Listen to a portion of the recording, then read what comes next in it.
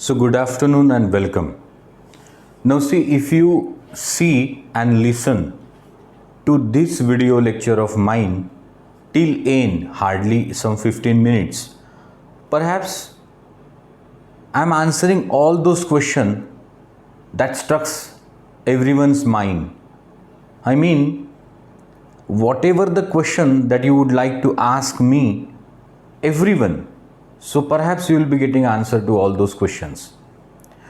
मला असं म्हणायचं आहे की शेवटपर्यंत जर तुम्ही माझं म्हणणं ऐकलं आणि पाहिलं तर कदाचित प्रत्येक विद्यार्थ्याला जे प्रश्न असतील, ज्याची नवीन ॲडमिशन झाली असेल, सुरुवातीपासून जो नसेल, किंवा जे काही विद्यार्थ्यांना प्रश्न पडतात सायन्सच्या, तर त्या सगळ्यांची उत्तरं कदाचित तुम्हाला याच्यात भेटू शकतील.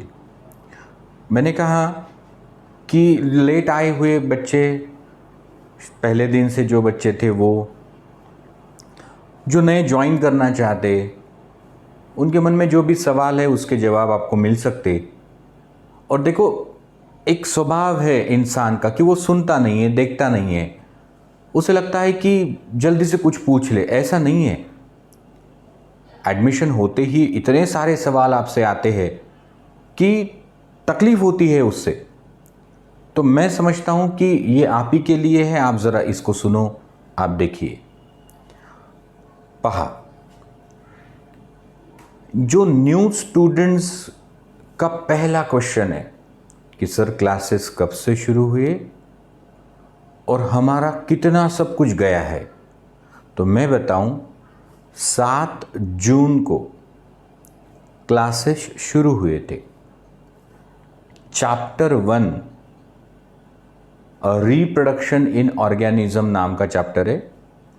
उस पे 7 वीडियो लेक्चर हुए और नीट परीक्षा में उस पे एक क्वेश्चन या अधिकतम और एक क्वेश्चन उस पे पूछा जाता है. Chapter 2 reproduction, sexual reproduction in flowering plant, 32 lectures इस पे हुए. इस पे 5 क्वेश्चंस आते हैं. ये दोनों चॅप्टर हो गए. म्हणजे जर तुम्ही असं म्हटलं की 7 जूनला क्लासेस सुरू झाले होते तेव्हापासून आजपर्यंत, म्हणजे आज असेल 7 ऑगस्ट, तर बरोबर आज 7 जूनचे 7 जुलै, 7 जुलै ते 7 ऑगस्ट 2 महिने झाले. या 2 महिन्यात किती झाले? तर नुसतं हे 2 चॅप्टर झाले ज्याच्यावर 6 क्वेश्चन नीट परीक्षेत विचारतात. तो सर मग आम्ही आज जॉईन केलं, आमचं कधी होईल? 15 ऑगस्टला सुरू करूया. तो 15 अगस्त को इवनिंग में आपको मेरी तरफ से रोज एक लेक्चर आएगा. और जितना पुराने बच्चों का हो गया उसी तरीके से आपका होगा. तुम्ही काय म्हटलं, पहिल्या प्रश्नाचं उत्तर काय दिलं की आत्तापर्यंत काय झालं आणि आत्ता आम्ही उशिरा आलो तर आमचं कधी होईल? तर बरोबर 15 ऑगस्ट पासून आपण सुरू करूया. सर कधीपर्यंत चालेल? 1 महिना.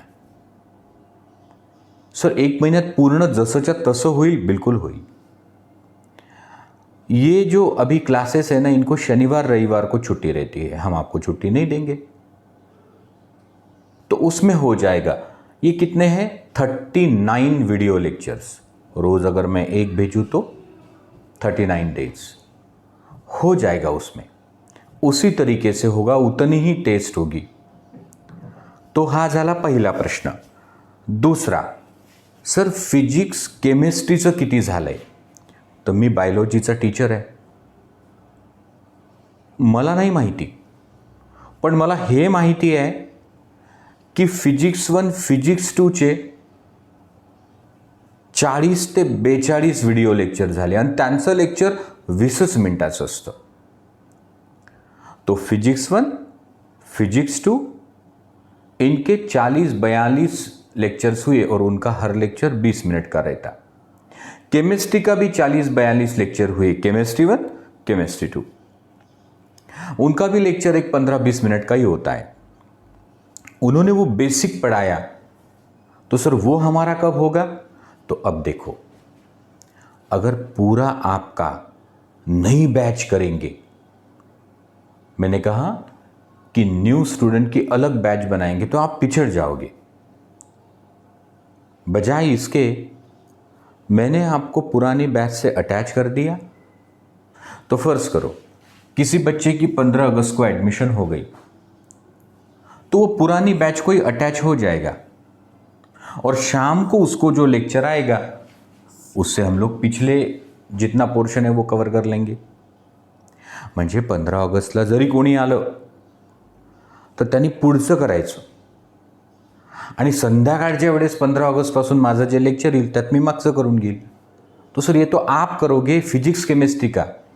तो देखो भैया, रोज आपको आते हैं 11 बजे 5 लेक्चर। तुमच्या व्हॉट्सॲप ग्रुपवर आणि ॲपवर, व्हाट्सएप ग्रुप और ऐप पे 11 बजे सुबह 5 लेक्चर आते हैं, physics 1, physics 2, chemistry 1, chemistry 2, biology. अगर पिछला आपका जो बचा है वो भी हम लोग 15 अगस्त को सभी शुरू करेंगे तो लेक्चर कितने होंगे? तो सर करंट के 5 और पिछले 5, 10। आंखें खराब हो जाएगी, पगला जाओगे। मैंने ये सोच के रखा था आपके लिए कि दिवाली वेकेशन में पढ़ाऊंगा, बट इतने सवाल पूछते हैं पेरेंट्स, स्टूडेंट्स, परेशान हो गए, इसीलिए दिवाली तक नहीं रुकवा रहे आपको, अभी शुरू कर रहे। बस अब इतना मेरी बात मानिए कि सगळं एक साथ नका खाऊ, हजम नहीं होगा। तुमचं एवढंच काम आहे की ज्या दिवशी आपण जॉईन झालो त्या दिवशीपासून पुढचं सिरियसली घ्यायचं। आणि 15 ऑगस्टला मी माझा एक विषय सुरू करतो आहे, तो ॲडिशनल राहील। तो सुबह 11 बजे आपको आएंगे 5 लेक्चर और शाम को 6 बजे 2 लेक्चर आपको आएंगे। उसमें बायोलॉजी का एक होगा और एक फिजिक्स का लेक्चर आएगा या फिर केमिस्ट्री का, वो मैं तय करूँगा।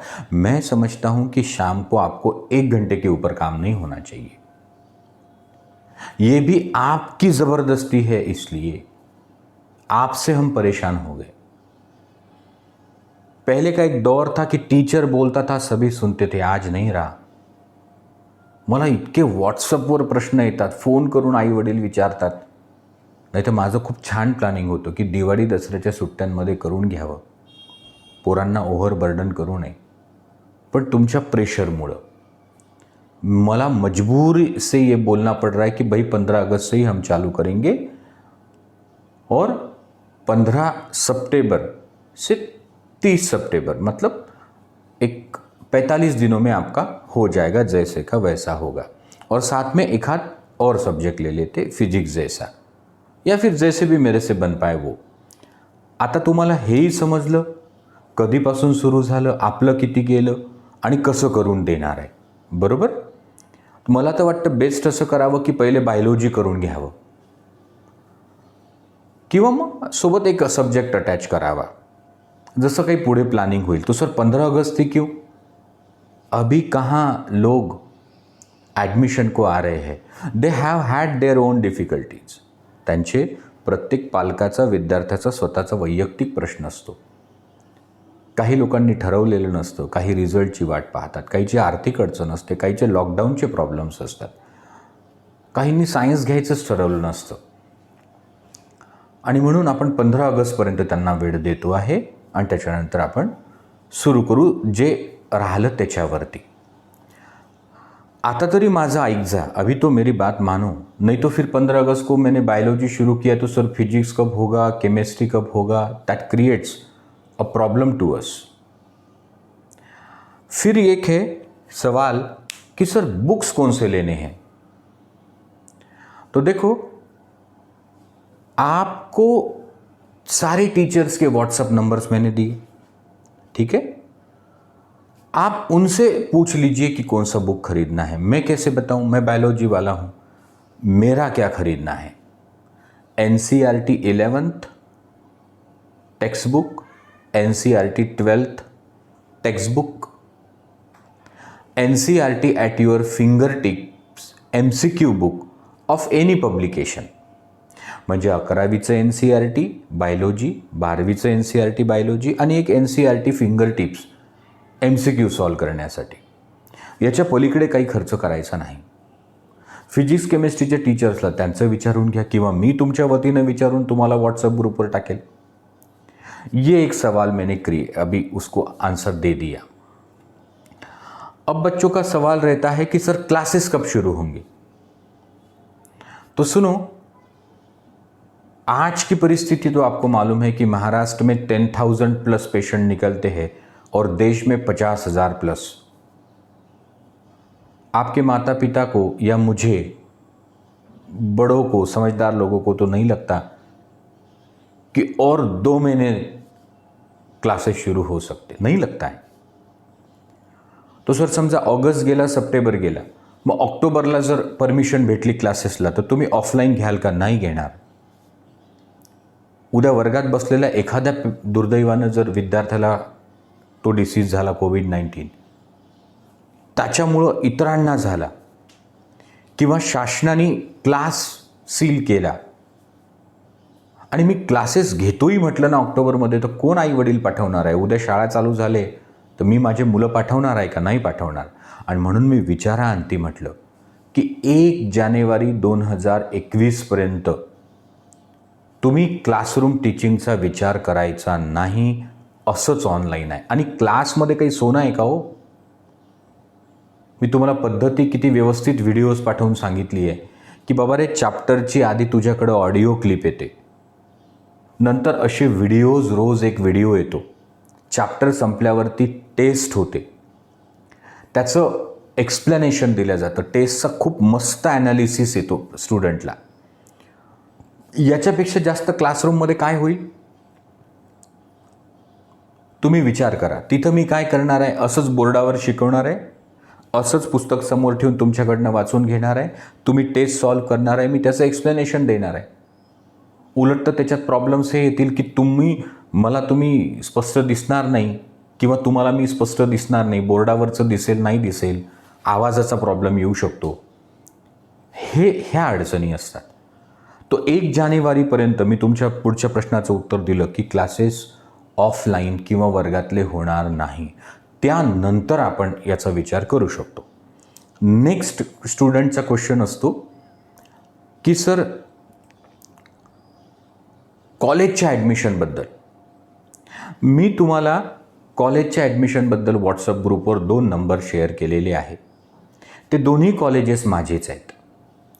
2 माझीच माणसं कॉलेज सांभाळतात. मग सर तुमच्या कॉलेजला ॲडमिशन घेणं कंपल्सरी आहे का? बिलकुल नाही. तुमच्या गावाकडं जर तुम्हाला कॉलेज मिळत असेल आणि कमीत कमी त्रास असेल, म्हणजे जसं आत्ताचा जो पॅटर्न आहे त्याप्रमाणे की काही प्रॅक्टिकल्स रेग्युलर करायला जायची गरज नाही पडत, कारण नीटचा अभ्यासक्रम हा बल्की असतो, त्याच्यात आपण तिकडे नाही देऊ शकत लक्ष. तर तसं जर चांगलं कॉलेज मिळत असेल तर तुम्ही घ्यायला हरकत नाही. म्हणजे हे बिलकुल कंपल्सरी नाही की इकडे आलंच पाहिजे म्हणून.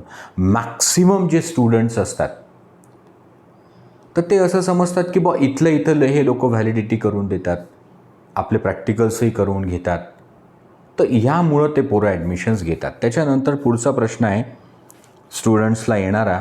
बुक्सबद्दल मी सांगितलं, ऑफलाईन क्लासेसबद्दल बोललो, सब्जेक्ट फॅकल्टीजबद्दल मी तुम्हाला व्हॉट्सअप नंबर शेअर केलेले आहे, व्हिडिओज किती वाजता. आता अभ्यास कसा करायला पाहिजे? तो देखो, आपके 11 बजे जब आपके पास वीडियो आते हैं तो फिजिक्स 1 फिजिक्स 2 ये होने के बाद एक ब्रेक लेना चाहिए घंटे भर का. उसमें आप ब्रीफ नोट्स बनाओ लगे तो, सोचो, विचार करो, उस पर हजम करो सब्जेक्ट को. फिर केमिस्ट्री 1 केमिस्ट्री 2 वापिस 1 घंटे का ब्रेक लेना चाहिए.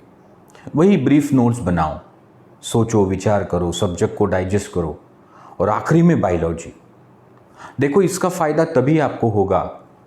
आप क्या समझते हैं कि यहाँ पे आपने 30 मिनट का मेरा वीडियो देख लिया तो आप परफेक्ट हो गए? नहीं, हम सभी ट्रेंड ब्रेन से गिफ्टेड नहीं है. तो एक वीडियो कम से कम 2 बार आपको देखना होगा. और जब तक आपके हाथ से नहीं लिखोगे ना, मी विनंती करतोय, की तुम्ही जर आज आपल्याला जे शिकवलं ते लिहून काढलं सगळं, जसं माझ्या बोर्डवर असतं तसं, तर ते मात्र खूप तुमची मस्त नोट्स तयार होईल. ऐसे ही एक रजिस्टर फिजिक्स, एक रजिस्टर केमिस्ट्री, एक रजिस्टर बायो का बनाओ, आपको खुशी होगी. जब हम लिखते हैं ना तो समझो 2 बार पढ़ते हैं. वो रिटन प्रैक्टिस होना ज़रूरी है. तो मैंने कहा कि वीडियोस को कम से कम 2 बार देखना चाहिए, ब्रीफ नोट्स बनानी चाहिए. और सर फिर आप जब चालू करेंगे 15 अगस्त को पिछला जो हुआ वो, तो उसका एक वीडियो आपको आएगा, तो उसको भी वैसे ही पढ़ना.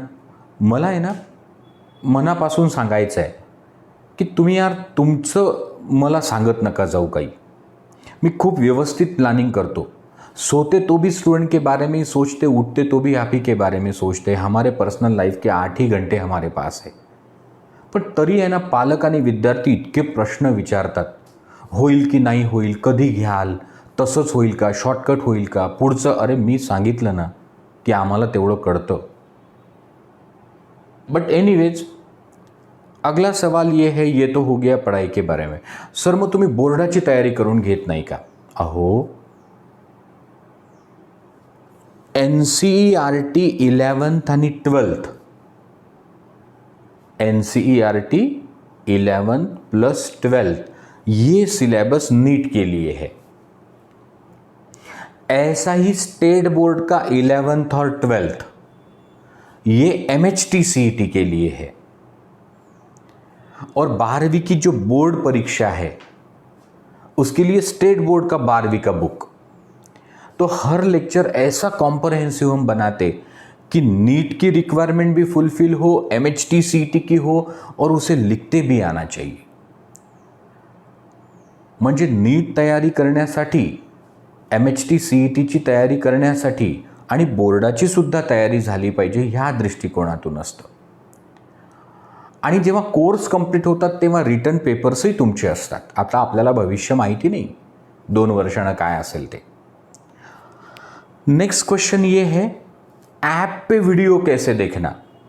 तो देखो, जब आपकी ऐप ओपन करते हैं, आप ऊपर में जाते हैं, तिथं काहीतरी student, attachment, announcement, assignment, videos असं लिहिलेलं असतं.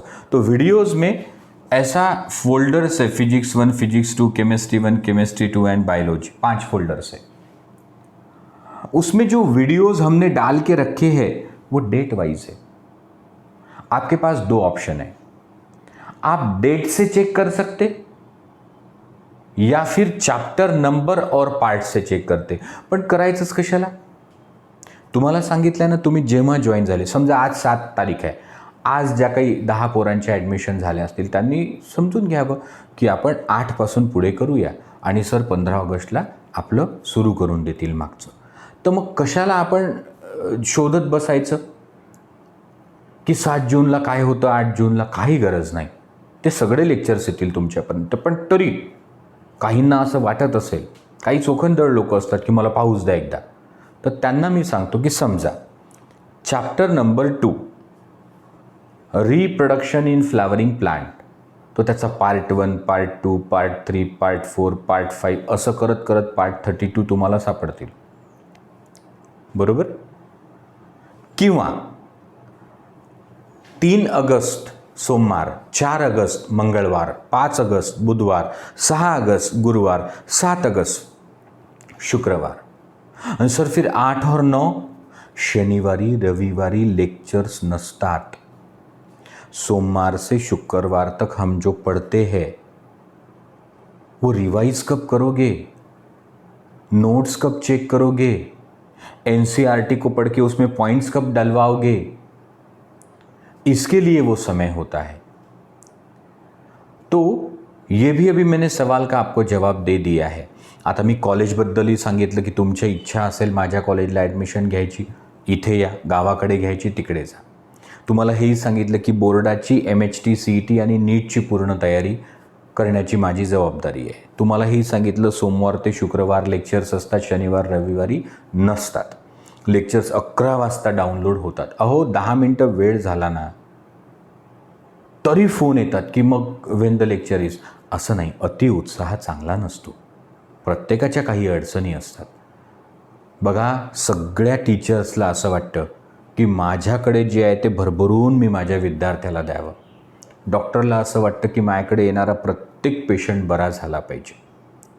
तर प्रत्येकजण तुमच्यासाठीच प्रयत्न करतोय ना, तर म्हणून थोडा धीर धरला पाहिजे असं मला वाटतं.